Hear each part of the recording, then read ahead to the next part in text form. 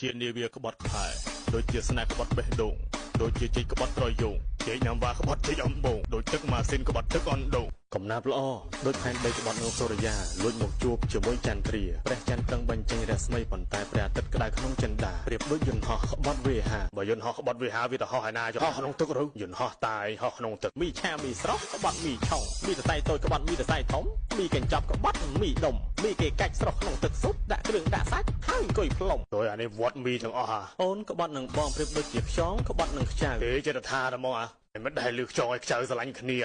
គេថាទីណាមានខ្យងទីនោះហើយគឺមានខ្ចៅទីណាដែលមានសៅម៉ៅទីនោះគឺមានសេមន់ចេះតែនិយាយហ្មងស្រេចតែអ្នកលក់យកមកលក់ហ្នឹង